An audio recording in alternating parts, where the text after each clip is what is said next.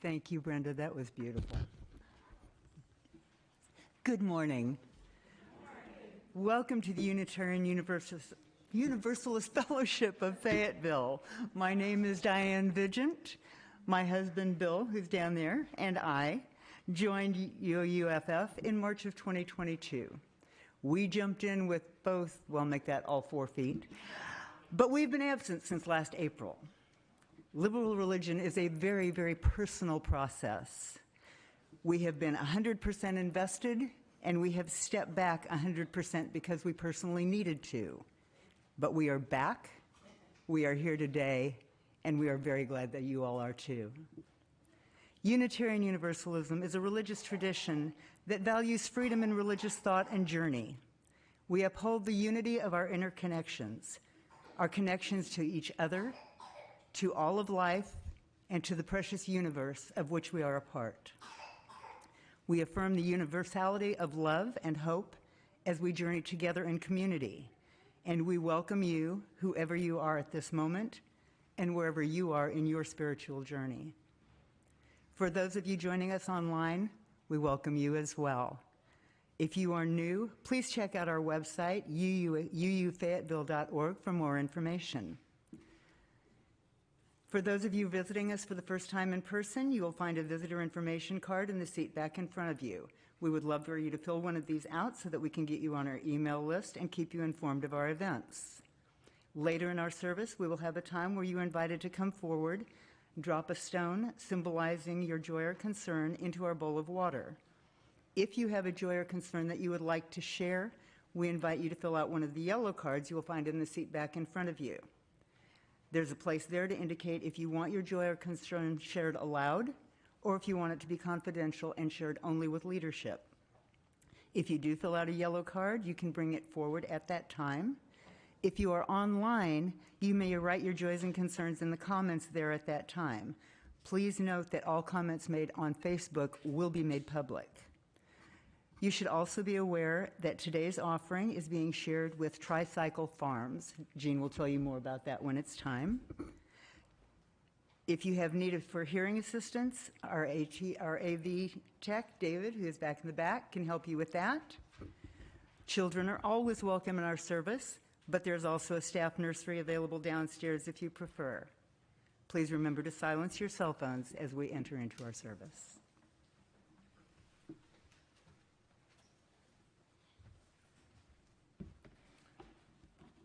Do we have any kids 10 and under? Or close? All right, listen up, I got a question for you, kids. What's brown and sticky? It's only for them to, what's brown and sticky? A stick.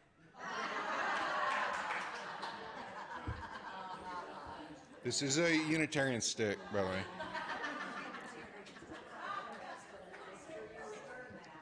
I will return it, yes.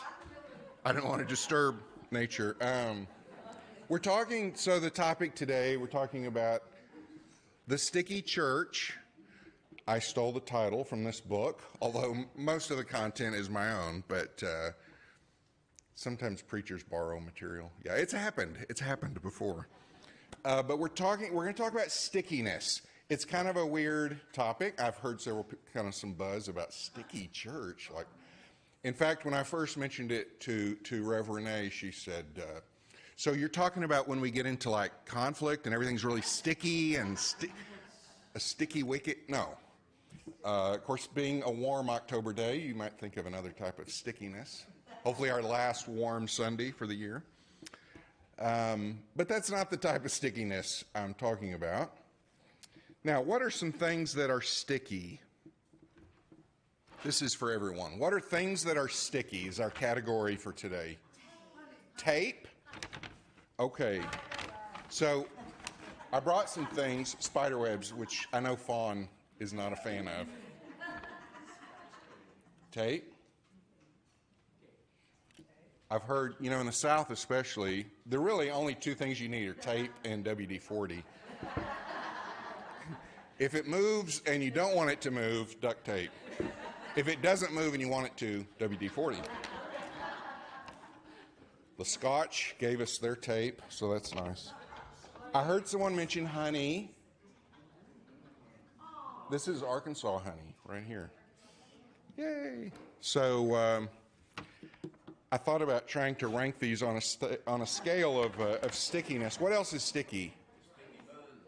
Sticky buns. Oh, I don't have any of those.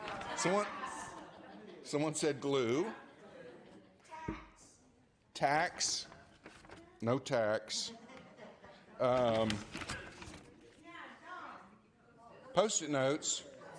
Supposedly, the person that invented this, they worked at 3M. They were trying to come up with a better glue, and they're like, "This is horrible." I could just, and then they figured, that could be useful.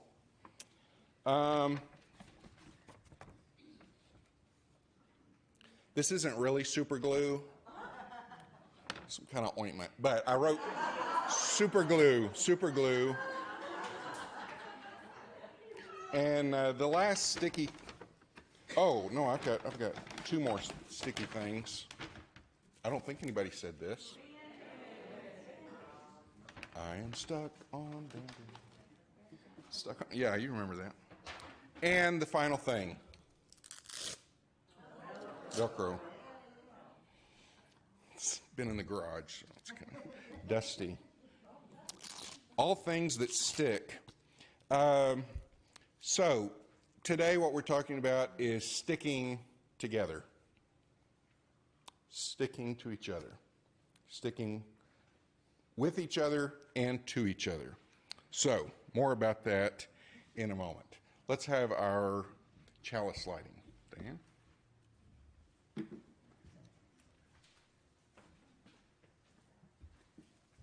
And now you'll see why I'm coming up on the podium all the time. He's not walking very well. Please join me as Bill lights the chalice and saying these words. Love is the spirit of this community, and service is its prayer, to dwell together in peace, to seek knowledge in truth, and to help one another. Thus do we covenant together.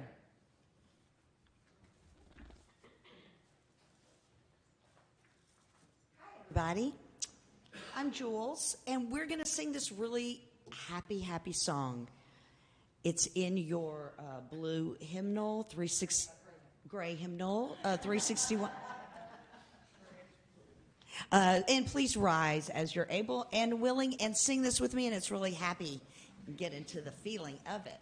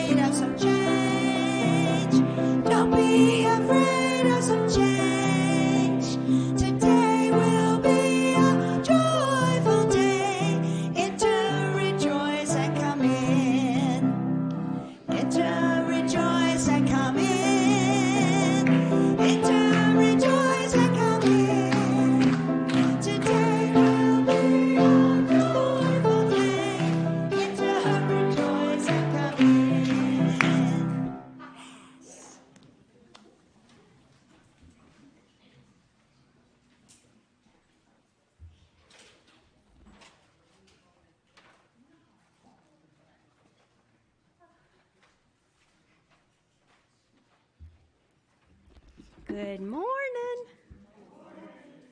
Okay. Oh, gosh, I can't wait to read this story to y'all. Okay, but first I got to tell you something. We had so much fun downstairs today, and that is probably where the kids are. They just wanted to continue hanging out and talking and playing. So we had a game day downstairs in the children's RE because today's topic is Sticky Church and kids love games. And I did, before we started a fun game of Uno and donuts, I did get a minute to ask them what they like about UUFF. And one sweet, darling little 5-year-old was like, "What's UUFF?" So then that brought up a whole nother conversation of, well, UUFF is this place, but some people call it church. And they were like, "Oh yeah," this kid was like, "Yeah, we call it church." And the other one was like, why don't people call it church? Then that started a whole nother conversation. Only at only in a UU Sunday school class, right? So these are the things that they like about this place that keep them wanting to come back. Swings, and the slide, and the open field to play. Adventures in arrival. There was one cutie who said, "We come to church in all different ways. Sometimes we take a scooter, sometimes we walk." So adventures in arrival, that's like, it turns out one of his favorite things about coming to church is family time getting to church, which I thought was really sweet. Friends, and that has a star by it because several people were like, friends. A lot of the kids were like, friends are our favorite part about church. Food. Okay, so for those of you who have served in the coffee hour, I really just want you to know that that's sometimes what kids look forward to when they come here. Like, you may not see yourself as a kid person, but putting together a beautiful coffee hour, I remember the days when my kids, that's the only thing that got them here. Like, the snacks are really important to kids. And adults. So thank you to people who really put time and energy into that. Sharing time, sads and glads. And I think I mentioned one Sunday recently when I first started doing CRE, I was a little fatigued with the sads and glads. They took a long time. I was like, okay, I have a lesson that I prepared. The sads and glads are really important to kids and probably adults too. Joys and concerns is the equivalent, where we just share what's going on in our lives, things that we're happy about, things that we're sad about. That connection building is really important to kids and adults. The memorial garden is really special to our kids, and I love that they know what it is, they walk through it, and they think about what it is in the history of our fellowship, and how they're a part of it. The rituals with food. So the pagan rituals are really important to the kids. There's a lot of sensory experiences built into those, and the kids love that stuff. One kid specifically referenced lighting a candle and putting it in sand. Like, that kind of stuff sticks with our kids. Rituals are really important to kids. So Web of Life specifically, and the Yule ritual. And Christmas, like the way we do holidays around here. Those are the things our kids like. Those are the things that keep our kids coming back. So I thought that was important for y'all to know. And now for our story, How to Lose All Your Friends. By Nancy Carlson. Oh my. Number 1. Never smile. If you don't want to have any friends, follow these simple instructions. Number 1, never smile. It's a little reverse psychology for you today. Be gloomy, be cranky, frown a lot. Being gloomy and cranky and frowning will scare off any friends. Number 2, never share. If you're eating cookies, hide them when your friends come over. You could also stuff them all in your mouth, or you could just run away. When you're playing with toys, grab all the good ones for yourself. Then throw a tantrum if someone else plays with one of them. You can also just lock everyone out of your bedroom. Number 3, be a bully. Pick on little kids. Push in front of the lunch line. Coffee hour line. Play mean tricks on kids. Number 4, be a poor sport. When you play tag and someone tags you, lie and say they missed. Cheat at cards. If you're losing a board game, knock off all the pieces. Number 5, tattle. Tell on kids when they run in the hall. When your brother makes a face at you, tell your mom. If your brother's in timeout, make sure he stays there. Now, if you still have friends after all that, I have one more lesson. Number 6, wine. Wine when it's too hot outside. Wine when it's too cold outside. Wine for treats. That will irritate everyone. If you follow these instructions, you'll be able to eat all the cookies you want, and you will have no friends to bother you. Something to think about. Thanks, y'all.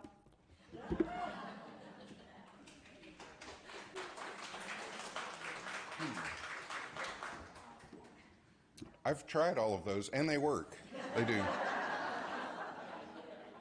Thank you, Stephanie. And thank you for sharing about what our kids find sticky about us, what keeps them sticking and coming back. It is time for sads and glads, and maybe mads. Joys and concerns. Joys and concerns is what we call it. A time to share the things that are bringing you happiness and the things that are bringing you sorrow as well. If you want to share something, either with the church leadership or just with everyone, then you can write that on one of these yellow cards and bring that up in just a minute. There's a place there to indicate can be shared with fellowship, yes or no. Those of you joining us online, this is the time to write in the comments section any joys or concerns. They will be shared publicly. If you just want to come up and drop a stone and you don't have a card, that's perfectly fine as well. We invite you to do that while Brenda plays some lovely music.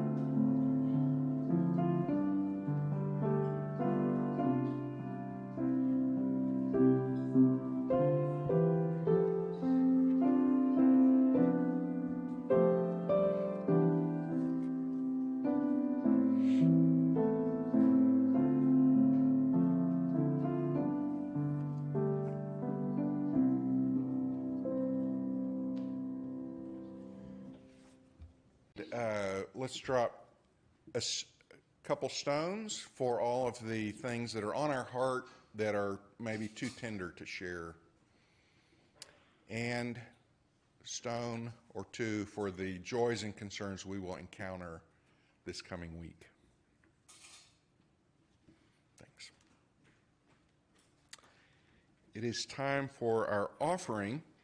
We are reestablishing a tradition of sharing the plate. And some of you that were here BC, before coronavirus, you remember we used to do that, right? About once a month, we would share the plate. with a worthy organization in the community that shares our values to a large extent. And what that means is any cash that is in the baskets is going to be given to that group. And sometimes it's several $100s. Also, if you want to do a check, just designate on the memo line that it's for Share the Plate. The group that we're sharing with, I had it pulled up. It's called Tricycle. Keep telling myself, don't say tricycle. It's Tricycle. And I was looking up some about what they do. They grow food, they share food with people in need and also with the volunteers. It's called Tri. So if I remember correctly, a third of it goes to the people who help grow the food, a third of it to people in need in the community, and a third they sell to just keep the operation running. And they're very much about, growing things with dignity and treating the earth with respect, preserving the soil and so forth. So great organization. So as we pass the baskets, if you want to put in a little extra for that group, that would be great. And I think we're going to do this every first Sunday of the month is our goal. Thank you.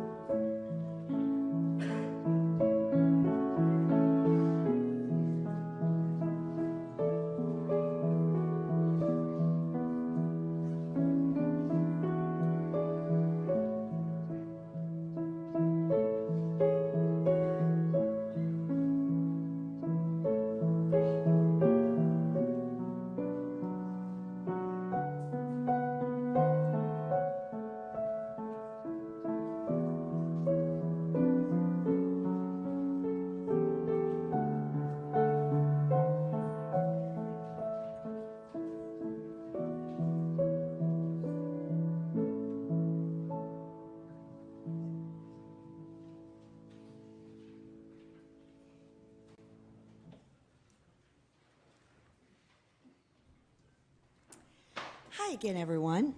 I'm going to sing a Carole King song that I bet many of you sitting in here are just like me and had that whole album possibly ingrained into your cellular being. And so when Brenda and Gene first contacted me and we were talking about this service, this was the first thing I thought of, naturally, friends. And then Brenda also encouraged me to share with you another personal part of this for me. When I was a teenager, my mom told me that this song was her song to me. And so, and at the time I'm like, oh, isn't that sweet, Mama? Thank you. And, like you do, right? Like you do. Until you get to be a little older. And then your mommy is gone, and then you really have a different kind of a connection. And then I also want to say thank you, Steph, for reading what the youth said about what they love about the services. And there's so many beautiful ones, but the one that really struck me in that moment was the child that said they love being with their parents to come here. And I work with a lot of kids. And it is so beautiful when you see the parents and the kids, being friends, and I love that. So, young people really know to honor that wherever you get it, by blood, by choice. Honor those elders.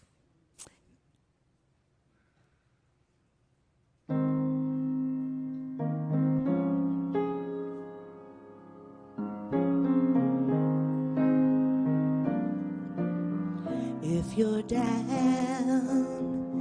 and trouble and you need some love and care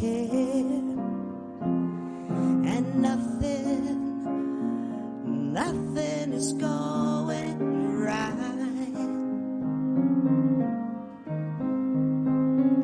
close your eyes and think of me, and soon I will be there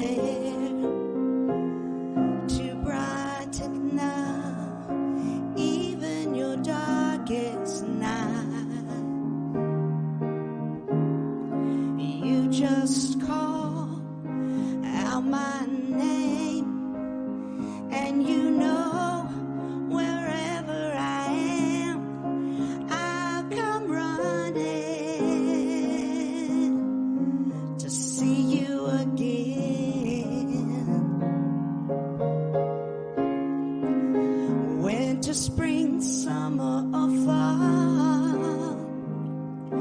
All you have to do is call,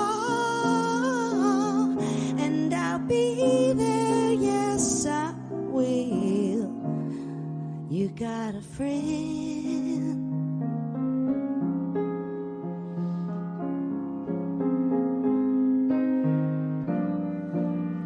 If the sky above you grows dark and full of clouds, and that old north wind should begin to blow, keep your head together and call my name out loud, and soon you'll hear me knocking at your door. You just call out my name, and you know wherever I am, I'll come running to see you again. Winter, spring, summer, or fall, all you have to do is call, and I'll be there. Yes, I will. Now, ain't it good to know that you've got a friend when people can be so cold? They'll hurt you and desert you. They'll take your soul if you let them. Oh yeah, but don't you let them. You just call out my name, and you know wherever I am, I'll come running, yeah, to see you again.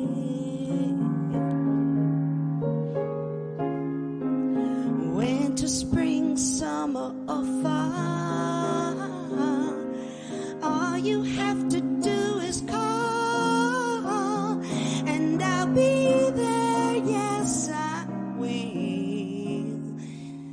Now, ain't it good to know you got a friend? You've got a friend.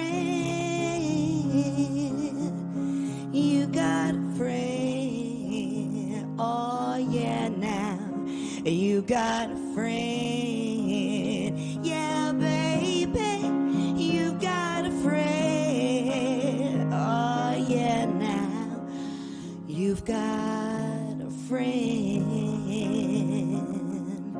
You've got a friend.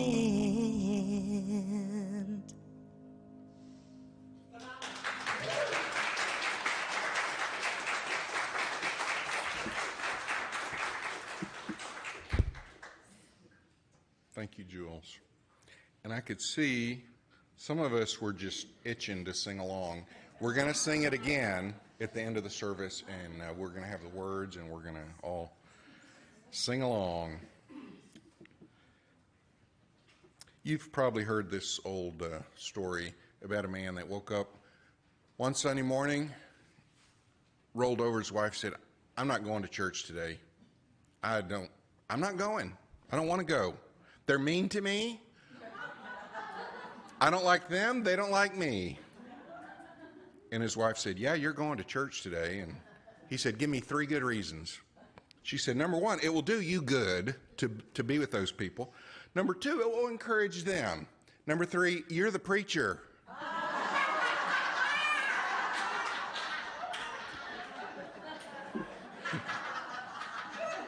Maybe y'all hadn't heard that story. I bet John's heard it.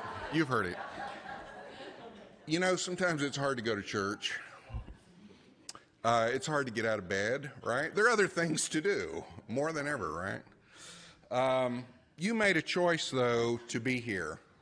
I think we have some people who are here for the first time. Thank you. Thank you for being here, making that choice. I hope you come back. Most of us here have been here before, some of us many, many, many times for many, many years.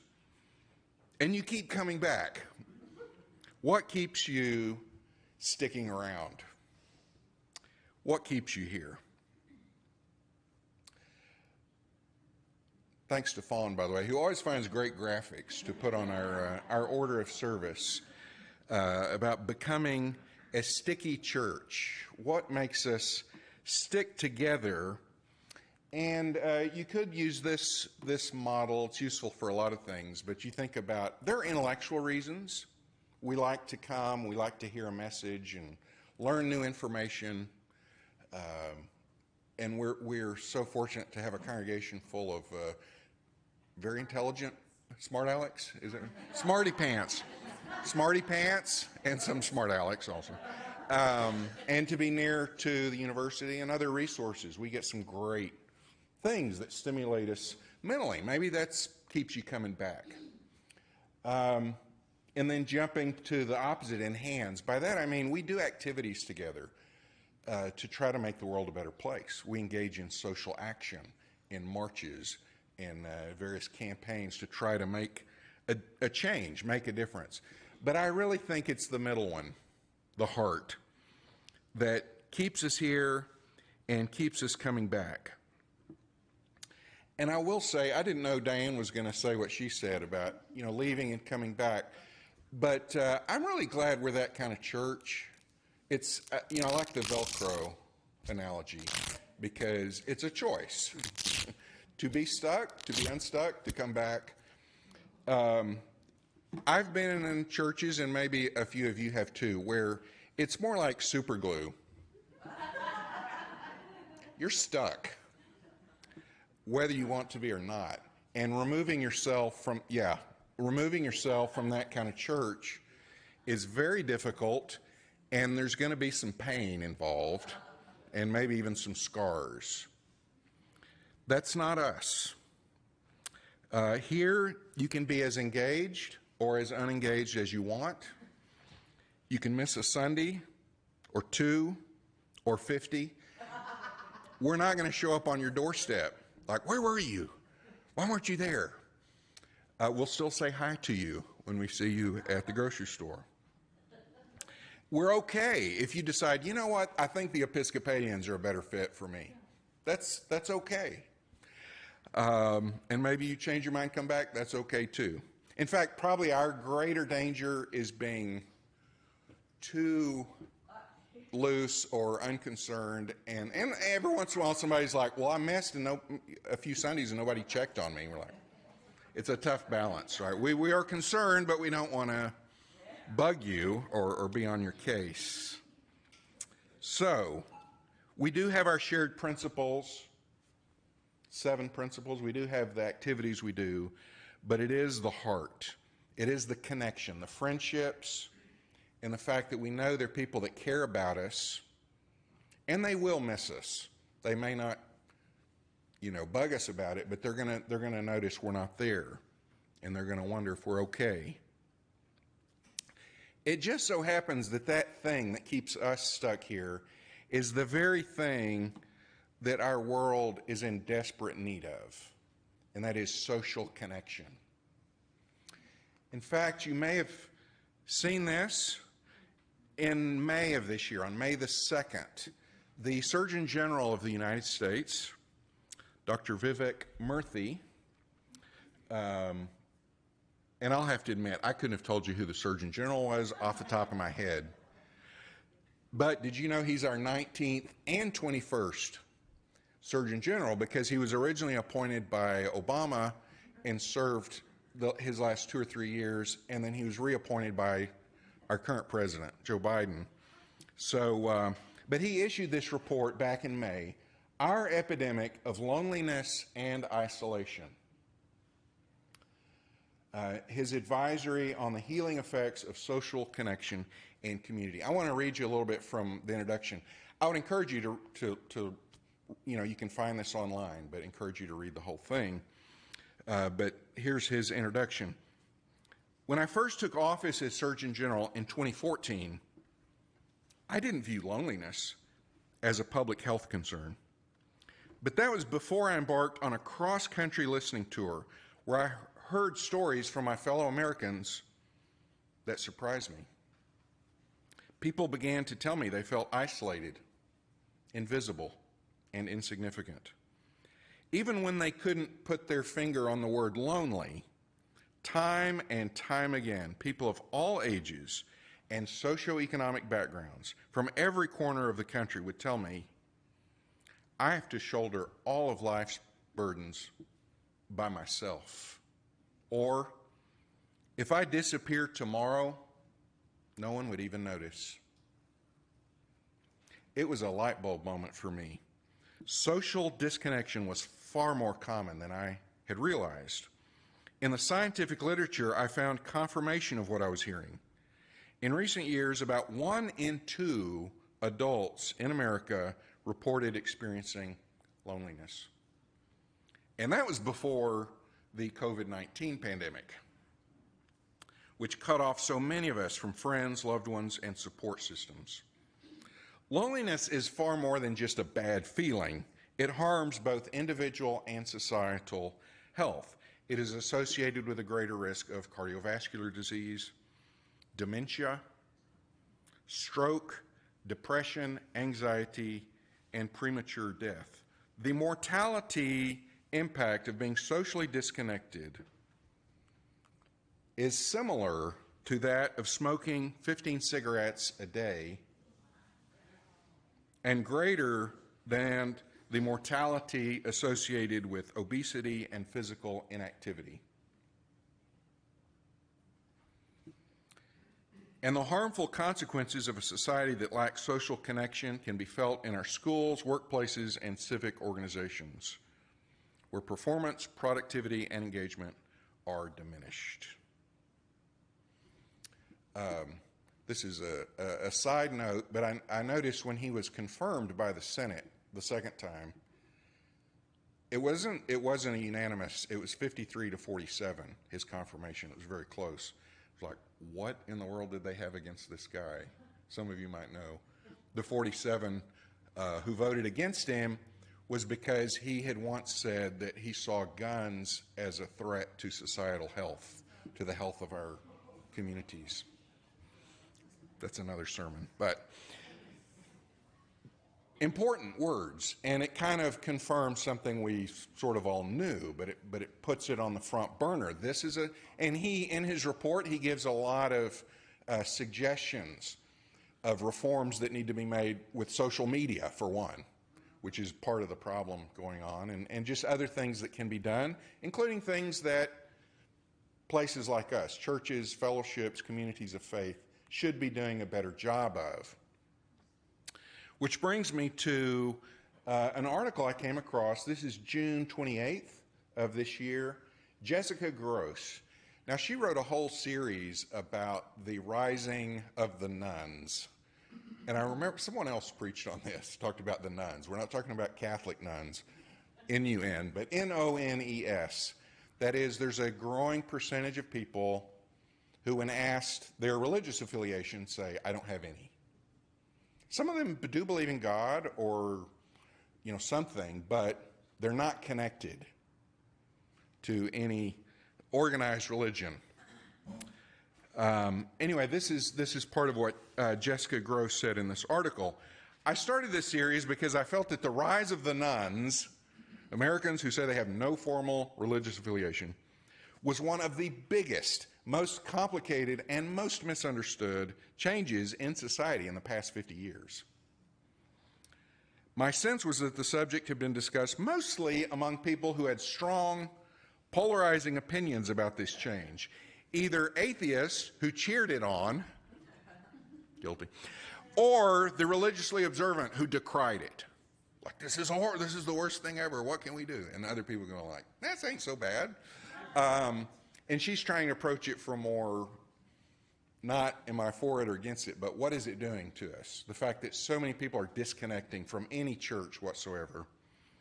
After months of reading about this massive change, and having had quite a few deep and very moving conversations with some of the over 7,000 readers who wrote in, who said they had become less religious over time, the one aspect of religion in America that I unquestionably see as an overall positive for society is the ready-made, supportive community that churchgoers can access.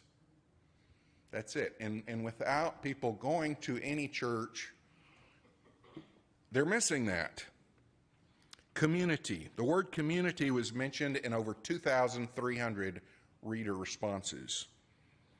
One, Julie Prado from the state of Washington said this: I was raised Pentecostal and went to church 3 or more times a week, so I desperately miss the community. It's where my friendships came from. I have few friends now. Prado told me she isn't part of a church because she hasn't found one that fully affirms gay people or believes as strongly as she does in the separation of church and state. We need to find Julie's address and contact her immediately. I have joined groups that are fighting for those things, such as Christians Against Christian Nationalism. I didn't know that was a group. But they don't provide, groups like that, don't provide the same kind of social fabric that churches do. I asked every sociologist I interviewed whether communities created around secular activities could give the same level of wraparound support that churches, temples, and mosques are able to offer. Nearly across the board, the answer was no. Phil Zuckerman, a professor of sociology, put it this way: I can go play soccer on a Sunday morning and hang out with people from different races and different class backgrounds, and we can bond. But I'm not doing that with my grandparents or my grandchildren. A soccer team can't provide spiritual solace in the face of death. It probably doesn't have a weekly charitable call, and there's no sense of connection to a heritage that goes back generations. You can get bits and pieces of these qualities elsewhere, but there's no one-stop shop. Still reading from this article. That doesn't mean Americans can't or don't cobble together their own networks of support or senses of meaning without organized religion. Clearly, many do. But the group of Americans who are moving away from religion in the most significant percentages may have the hardest time building community from scratch. She goes on to talk about it's people of lower socioeconomic standing, less college education, and so forth, often who are single, who are the most missing from churches and therefore the most disconnected. In other words, the people who need it the most are the ones who aren't getting, who are furthest from getting this help. They're lonelier than people who are economically well off. Finally, the final quote from this article: I'd like to see faith communities doing a better job of including these people, not because I think people need to be religious to live good lives. I don't believe that. But because almost everyone needs community to flourish. We need each other. As I thought about this, there's a few people that don't need community, maybe. One of them is my brother. Seems fine without it, right? But that's the exception to the rule. The hermits, the people who can live all alone and have no contact and be fine. Most of us need that. Now, we don't all necessarily need it to the same degree, right? I know during the pandemic, introverts were urged to check on their extroverted friends who might be very depressed. A lot of introverts were like, this is awesome. Like, I don't have to go to all these events. Okay. I have to stay home and work. Okay. But, and some of us need a few friends. Some of us need a lot of friends. So it varies. But we all, I would say almost all of us, put it that way, need somebody. We need people in our lives. Whoops. Yeah, you might recognize some people in here. And so I want to end with some hope. What are some ways to get connected here, to become stickier? This book, by the way, his whole thing, it's kind of he has an answer to how churches, and he's a preacher of a mega church, but small groups. You need small groups. Everybody needs to get in a small group, 8 people. You meet once a week. You talk about the sermon. It's like, all right, we're not going to create this kind of rigid system. Now, I'm a big believer in the value of small groups. We call them covenant groups. It's a great way to connect with people. We don't meet every week like a lot of churches. It's once a month, which is kind of nicer, lower pace. But you need to get connected somehow. So covenant groups is one way, and we start these periodically. We'll start a new group. Another way is circle suppers. Shout out to Mike Shermer, who built that program. Mike and Kathy Shermer. I want to ask, how many of you have ever been to a circle supper? All right, a lot. I'm going to say at least half of the people in here. And I see, yeah, half the people on Facebook too. Okay. You didn't know I could see all. A lot of us, and a lot of people who aren't here. In fact, we've had a lot of people come to circle suppers who aren't necessarily members, who are neighbors or friends or spouses or whatever, who get plugged in. It's a great way to get to know people. People you might not have ever met, and there's a sign-up list in the foyer where you can join those. It's for those who aren't familiar. It meets once a month at a different person's house, and the groups are mixed up every time. You may have some of the same people, some different people, and you share a meal together. Something about a meal, right? That sharing bread, breaking bread, and dipping it in the honey together. Another way of connection is religious exploration. For children, for youth, for adults. Our mindful discussions for adults and meditation. People come for that. I know, people come for that. And it binds them together. Also, various teams, we used to call them committees. Nobody likes a committee, so we call them teams. On the back of your order of service,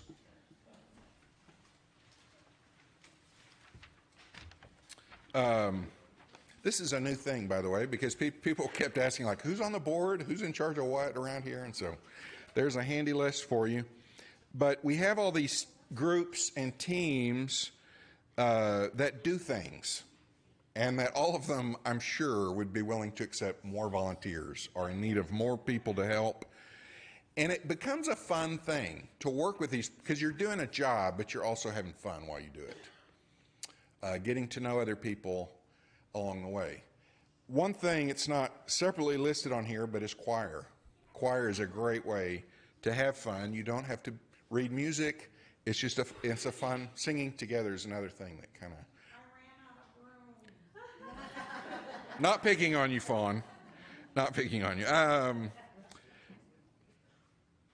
The grounds folks, volunteers that work on that, I know that's an experience that binds people together. Now, there's another thing besides, our official organized groups, and that is people just doing stuff individually. And I don't want to call out any names, but these people know who I'm talking about. There's a couple members in this fellowship that I think a couple months didn't even know each other, but now they bicycle together regularly.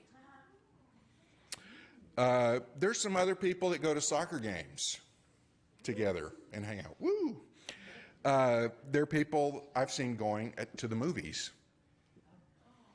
When I showed up at the movie theater once and I saw a couple members were just going to a movie together. Things like that, going out to eat, going out to get coffee, things like that, going camping. There's a group of women, some of whom are still members here and some of them aren't, but they got together years and years ago. Don't know who I'm talking about. Who do stuff like, I don't know, is it once a year? Just nod. Once every few years? I don't know how often it is, but I've seen pictures and I know these women have formed a bond that has continued over the years. What if there's no group like that or that you feel drawn to? Start one. Start a group. Sherry Withy is starting a yoga group, right? That's going to start in a few weeks. Come and do yoga. It's going to be here at the fellowship, right? Be the change you want to see happen. Do something about it. Now, I want to end with a couple of final pieces of advice for maximum stickiness. Stickiness will increase with these two things. Be nice. And this, I think, is especially important for Unitarians. I know we're all nice already, but here's the thing. A lot of other churches, they have the exact same things we do, right? The same problems, the same needs, the same and they have fights. People get into fights, right? Or, as I've said more than once, where two or more are gathered, there will be conflict. We've had some conflicts over the years. We've had some doozies. We've had some people fall out over the dumbest things. Am I right? I see a lot of hands. Sometimes it's something major, but other times it's like, that's so dumb. Like, if you're going to be mad, like, pick something important. And I'm guilty of it too. I'm not trying to pick on anybody. We get our feelings hurt. We get our boxers twisted up and trying to be gender. All right. We don't agree. And because we're the only Unitarian Universalist fellowship for miles around, we're kind of stuck with each other, right? There are places in the country where there are, believe it or not, multiple UU churches in the same town. And if you don't like one, you get mad, you go to the other one. We can't do that. It's us or nobody, right? So we got to learn to get along. Be nice. Let things go. Talk to people. If you've got a problem, talk to them. And don't just slink away into the night. The other thing in other churches where people get their feelings hurt, they keep going anyway because they don't want to make God mad. We don't have the threat of hell to hold over people. So we can't afford to go down that. In other words, we're all carrot, no stick. All we got is carrots. All honey, no vinegar. So to keep together, we've got to be nice. And then finally, have fun. Am I right, Stephanie? It's about having fun together. Being silly sometimes and laughing and making life a joyous thing. People want to be with fun people, right? That doesn't mean there aren't serious things along the way, but let's have fun.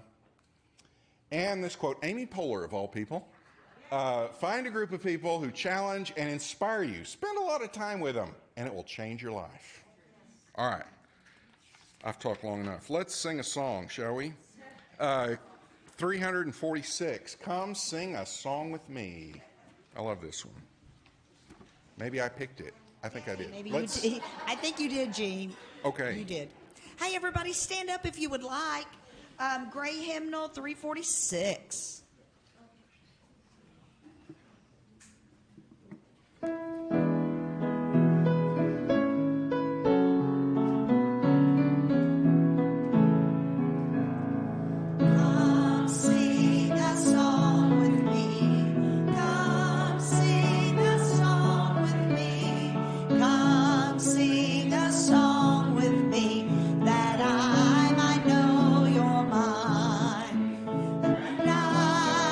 Bring you home, and hope is hard.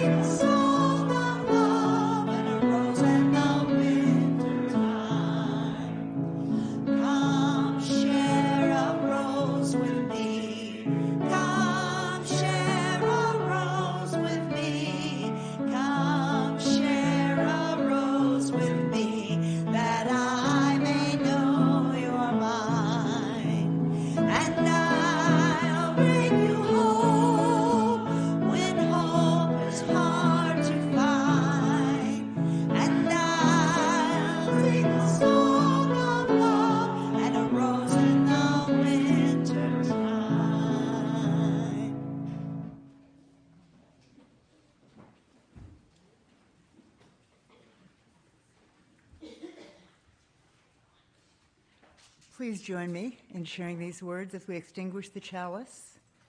We extinguish this flame, but not the light of truth, the warmth of community, or the fire of commitment.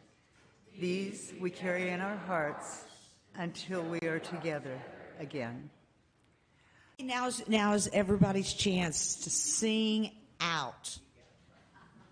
Sing out for this song and think about what a beautiful service. Thank y'all. Thank everybody. Thanks for all the laughter. There was so much laughter, and it just felt really great energy. So let's take all of that we've been contemplating for this last hour and sing this song together. And then every time you hear it, it'll make you feel something from today.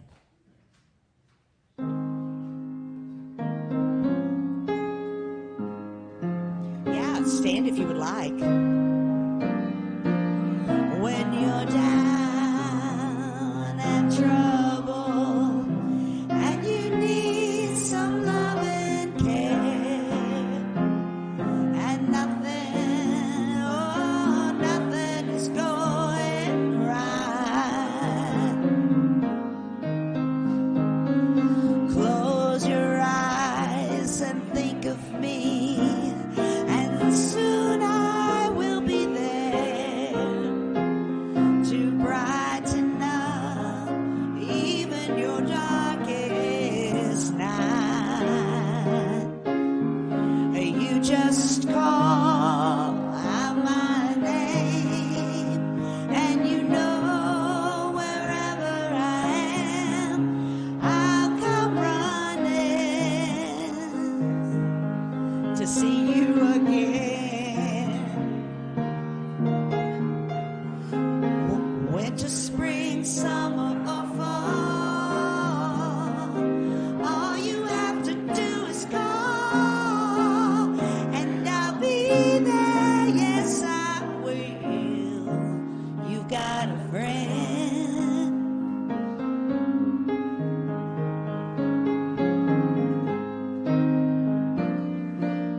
If the sky above you grows dark and full of clouds, and that old north wind should begin to blow,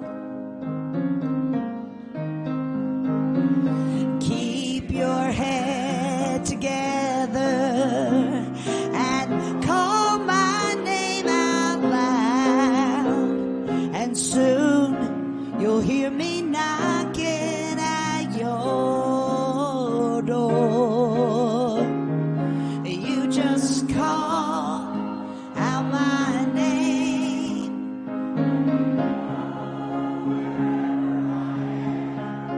I'll come running to see you again. Winter, spring, summer, or fall, all you have to do is call, and I'll be there. Yes, I will. You've got a friend. Good to know that you've got a friend. When people can be so cold, they'll hurt you and desert you. They'll take your soul if you let them. Oh, yeah, but don't you let them. You just call out my name, and you know wherever I am, I'll come running to see you again. Winter, spring, summer, or fall, all you